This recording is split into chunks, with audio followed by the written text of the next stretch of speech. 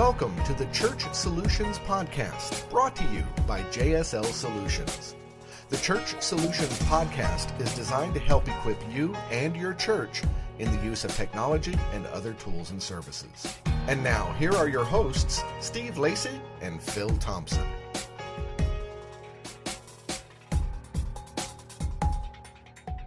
Greetings and salutations. My name is Phil Thompson. And I'm Steve Lacy.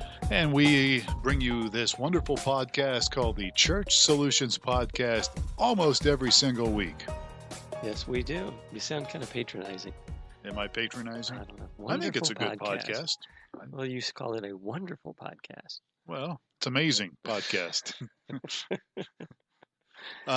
We still don't have new music. What's the deal with that? I don't know. I have to hit up my musician. Yeah, you need to get on this. So, folks, we're glad you spent some time with us today. Hopefully this will be interesting. We're with a company called JSL Solutions, and we help churches and ministries, primarily churches and ministries, use technology. Yes. We have streaming video, we have mobile apps, we have church management software. We'll get into all that stuff later. Yes. So what are we talking about today? Today we're going to talk about the future of church technology. I need a flashlight that I can kind of shine on my face. The future. The future is now. So the Harvard Business Review, popular publication, and I think you listened to the podcast, right? I listened to one of their podcasts, yes. So the Harvard Business Review recently shared a study of different industries anticipating moderate to massive digital disruption. And nonprofits were only just a few points behind technology companies, with over 50% of executive leaders anticipating digital disruption. There's that word again, disruption. Yes. So something like the taxi industry is experiencing now? I guess so. Is that what we're thinking? Something that's going to completely change the game, huh? Well, and make you irrelevant. Actually, we're going to talk about Uber here in a moment. But yeah, so they are anticipating a digital disruption probably in the next 12 months or so. Right. So I was trying to define what is a digital disruption. I don't know. But that's what they say. Digital disruption, I would think, would be something that's going to make whatever you're doing obsolete. Well, and this would be a good podcast then. If you're in church work or ministry, you should listen to this podcast. Yes. Because you don't want to be doing something that's eventually going to be obsolete, right? Yeah, or maybe you would be part of that digital disruption. All right. Well, the idea here behind that is there's going to be some major shifting. It's already been shifting, I think, over the years. It's going to continue to shift as far as technology. So we're talking about church technology and the future of church technology. So let's talk a little bit about why we think there are going to be some major shifts here. Okay? Yeah. So we're talking. I mean, this is a big deal, right? This is digital disruption. So this would be this is not just an evolution of we're going to do this and then we're going to do that. This would be we have come out with this, and church is no longer relevant. Well, and as we've known it in the past. Yeah. Well, okay. I'm sure people are rolling their eyes right now, but let's give it a chance here. So, I think you and I have discovered over the years that probably a lot of church leaders still tend to think of the digital thing as, hey, that's that thing our communications director does or our IT person does. They have to deal with this stuff. But as the Harvard Business Review put it, digital is no longer that shiny front end of the organization. It's now becoming integrated into every aspect of today's organizations. So, websites, social media pages, not just enough. We thought, okay, as long as I have a website, as long as I have social media, then I'm up with the game. Then you're good. But that is not the case according to these guys. Yes, for this anticipated digital disruption. Yeah. Mobile app. Now you're the one being patronizing. Mobile apps, which we push and obviously carry, that's good, but it's not going to be enough. Okay. These are just add-ons. And the idea here is that when true digital innovation comes to the church, you won't even recognize it anymore as far as the stuff we used to do. Right. So, the author of this HBR Harvard Business Review report indicated two forces within the industry are primed for, here comes the word again, disruption. Okay? Yes. So yes, the heading of this is our industry, meaning the church industry, Right. has the makings of a perfect disruptive storm. Right. We're could be very vulnerable to this storm. So today, for instance, when people are planning churches, it's easy now for new startups to get connected and involved. But also, most current organizations are utilizing large, old models, legacy type models. So the church kind of has both of these things going. You got new startups happening, and then you've got some stuff that's been going for decades and decades. Okay, and as you and I both know, church planners, we can go out and start things even without building anymore. You don't need a building. And yet, some of the established churches that have been around for many, many, many years, they're still kind of running on the same model that they've run on for So for a long period of time. These two forces are colliding. Yeah, we've got some leading edge kind of innovation going on, as well as some very established things that have been. This is the way we've always done it. Right. So let's kind of get moving here a little bit. Okay. So what's this whole thing going to look like? Obviously, it's hard to predict, but if you are paying attention to some of the digital trends in business today and other nonprofits and even some of the new church plans, here's some things you can look for. All right.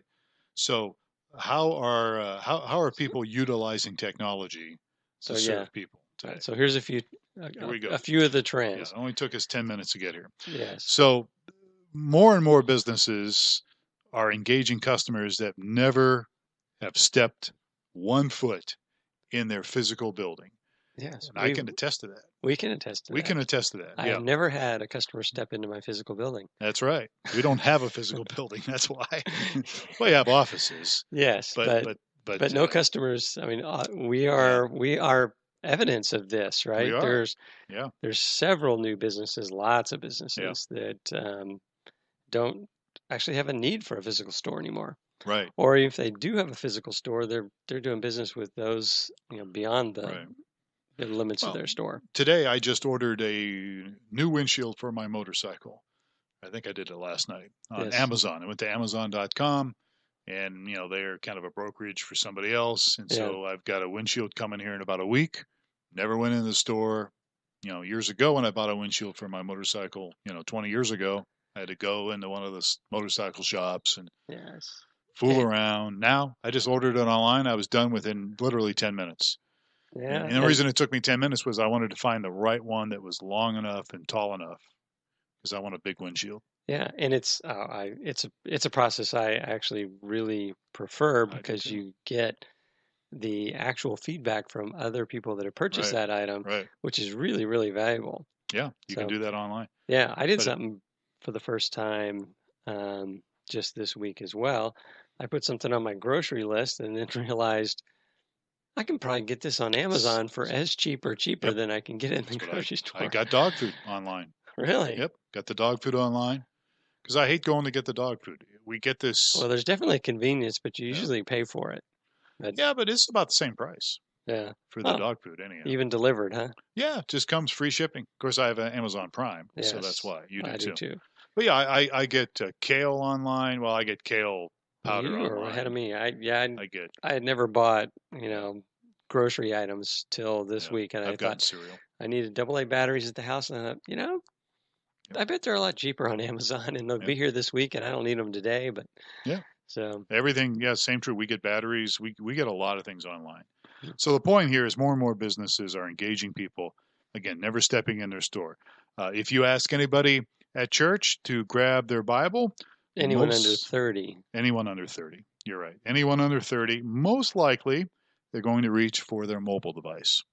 Yes. Right? Their phone or their iPad or whatever.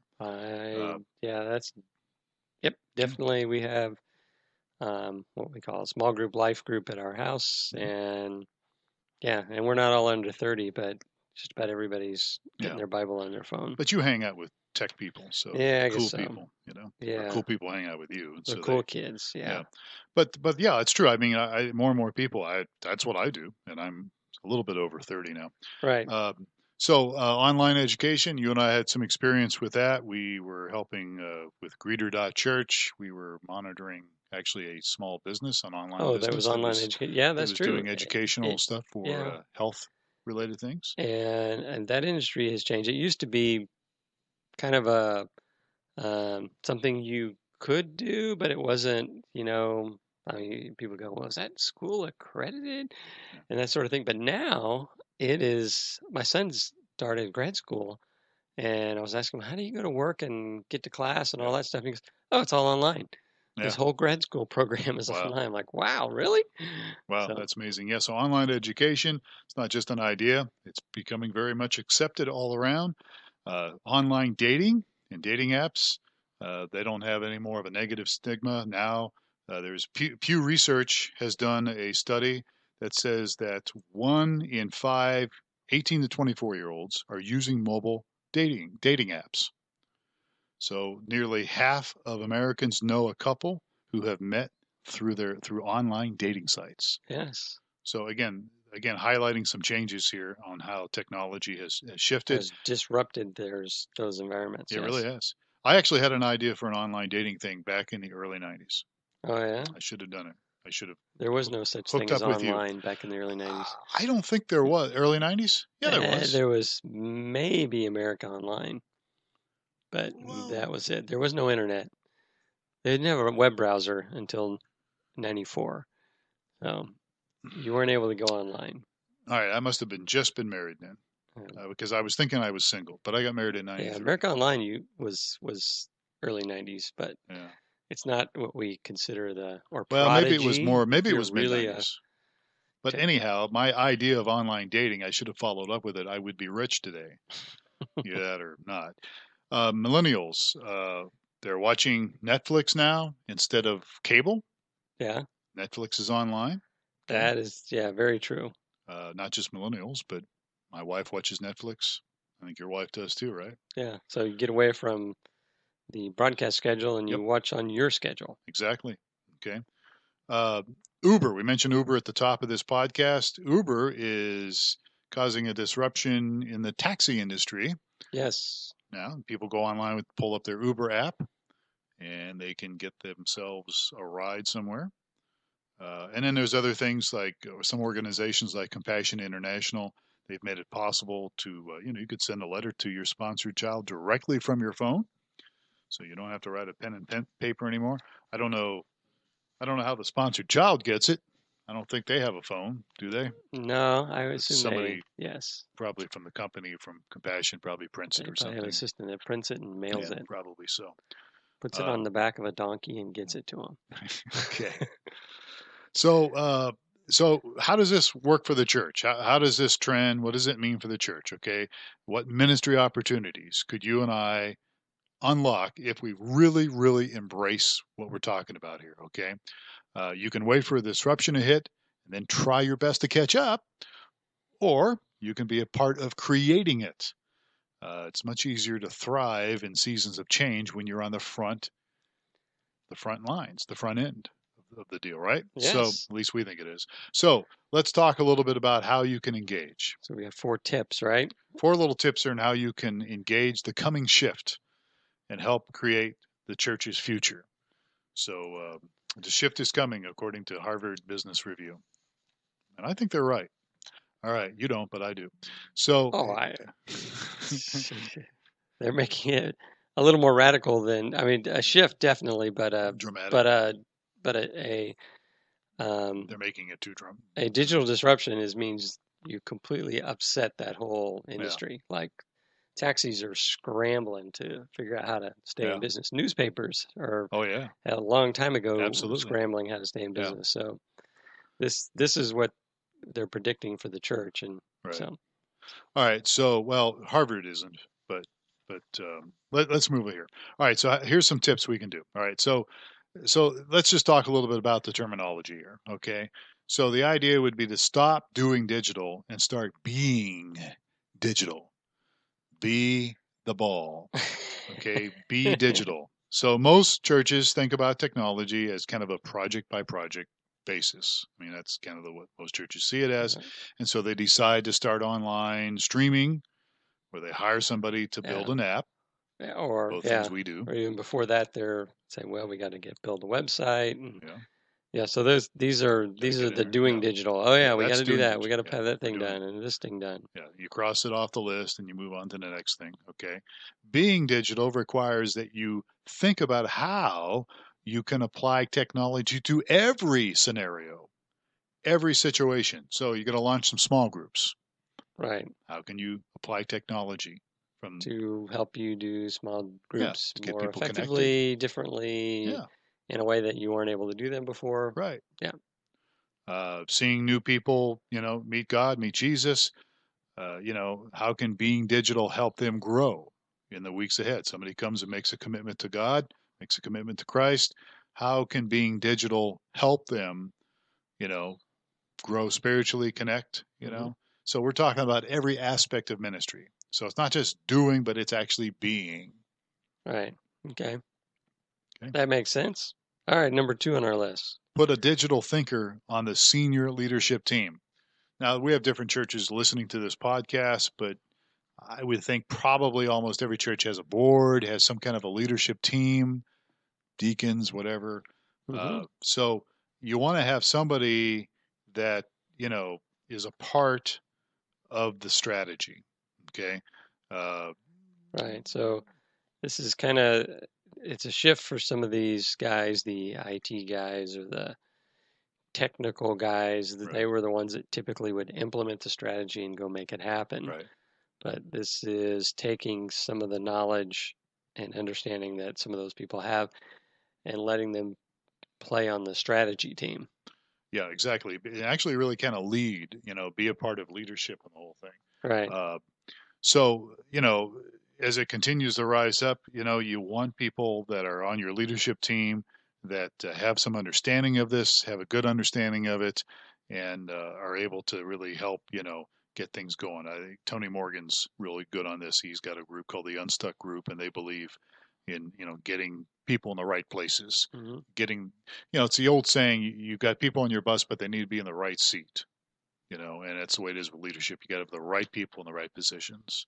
So I think that's really important. So, anyhow, moving along here. So put somebody that's really digitally thinking on your leadership team. The third point would be make it easier to miss a Sunday and yet stay engaged.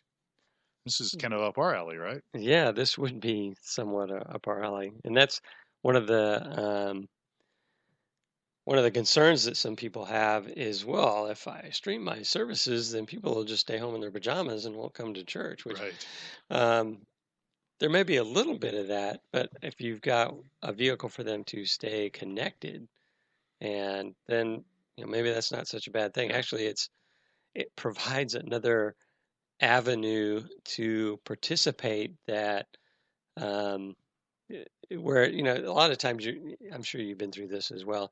You're sitting at home, you kind of feel like you might be coming down with something, and you're like, oh, I'm tired and I don't want to get up and go to church. So before you go, well, I'll just miss church and I'll catch up next week and to find out what happened. But now you would have the opportunity. I'll watch online. I'll participate online. Yeah. So they don't miss the message. They don't miss interacting with everyone. If they have a streaming provider, if they have a streaming provider, interactivity, right, like we do. But right. Well, and here's the other thing too. As we move in here to the millennials and the Z generation and all these people coming up, the culture of we need to go to church every Sunday, that is changing. And I realize that there is a lot of churches that, are our customers that still push that. And, I think it's good. I think you should go to church every Sunday. Obviously, I'm involved in ministry. I work for a church too, part-time. But the truth is, the way the culture's going, people just sometimes, let's go to the park on Sunday, or let's take a little trip out here on Sunday. And I don't necessarily think that's a bad thing. But what I'm getting at is that every Sunday deal is becoming, it's changing. Yes. Less and less happening. Yeah. So you can provide, as we're just saying here, provide either live streaming or archives or simulated live. You could say, hey, we have 2 or 3 services over the weekend. Let's have 7 services through the week. Mm-hmm. So you can provide other avenues with simulated live. Yeah, which we offer, by the way. Yes. Did you know that? We do. All right. So, but we're being a little facetious here. But the truth is, the point is make it easier for people to engage, miss a Sunday and still stay engaged. Right. Absolutely. Okay. And then the last point here is build data into your decision-making process. Yes. Or I worked with a company that was headquartered on the East Coast. It would be build data into your decision making. Okay. Data. Okay. So this is something that I'm trying to do. I'm a part-time executive pastor at my church on the weekends, and we're trying our very best to collect data. We're asking people to fill out our connection cards. We're doing several little things to try to connect with people better and record data. And I think that's very important. A lot of churches aren't doing this, or doing it very little, or not doing it very well.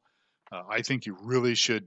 The world's changing around us faster than ever, and our assumptions about ministry, they're quickly changing and becoming outdated. So these gut instincts, these past successes that you may or may not have had, they're becoming less reliable. And so the idea is to do some real-time information to kind of get a good perspective, a clear perspective on what's happening, so you can make better decisions. Right. Data isn't everything, but it does bring a clearer perspective when you're trying to make decisions. We're looking at, we do 2 services at our church Sunday mornings. And last year in the summer in Tucson, Arizona, our numbers were down. As most churches do, especially in the summers here in Arizona. But our numbers were down. But where we really found the numbers down were the first service. Interestingly enough, the second service numbers weren't quite as down, but the first one was. And so we're probably, because of the data and some other things we've looked at, we're probably going to make changes in this summer. For summer only, we're probably only going to offer 1 service and then go back into the fall and kick back into 2 services. So again, we were using data, or as your friend calls it, DARTA. What does he call it? Data. To try to come up with some decisions so that we're not just shooting ourselves in the foot, or we're not just doing something that we feel is a good thing. Right. Because feelings are not always accurate. All right. Okay. So we're done with this. Let's hear your feedback on this. Do you think that the Harvard Business Review is wrong, and that there's going to be this massive disruption, or not going to be? Do you think it's going to affect the church or not affect the church? I'm kind of in the middle, actually. I think it's going to affect the church, but the church always seems to move a little slower on some of those things. But I still think it'd be a good idea to get back involved and really move towards digital, because that's where this new generation's coming. Well, I guess on a positive note, if there is a disruption, it's going to be led from within the church. So it's just going to be a big shift with how you do church. So things have been shifting over the years anyhow. But all right, support at StreamingChurch.tv. That is a way you can get a hold of us. Give us some feedback on this. Steve, what do we do? We provide several products. So we have StreamingChurch.tv, live streaming, and Church App Live, which is a mobile app, and we have MyFlock, which is church management and website. And our latest adventure is Greeter.church. What is Greeter.church? Greeter.church is a real live online greeter for your church's website. Speaking of digital. Yeah, so just like you put a greeter out front before your services, this is putting a greeter out front during the week and on the weekends to answer any questions that people have when they visit your church website. So basically, people go and make a free trial. Where do they go online to make a free trial? They go to Greeter.church. That's all they have to put in their browser. That is it. And then when they make a free account, they'll get some HTML code that they can copy and paste. Yes, they paste that onto their website, and you've got a built-in greeter. It's actually very easy to do. It sounds intimidating when we talk about HTML code, but it's very simple, very easy to do. It's really not hard. You drop it in your website, the back door, so to speak, in the admin area of your website, and then we do ask you to take a minute or two to fill out a little form, information about who you are, letting the greeters know who you are and what you're all about. What things you offer, what services you offer, and all that stuff. So there you go. So check it out. It's free.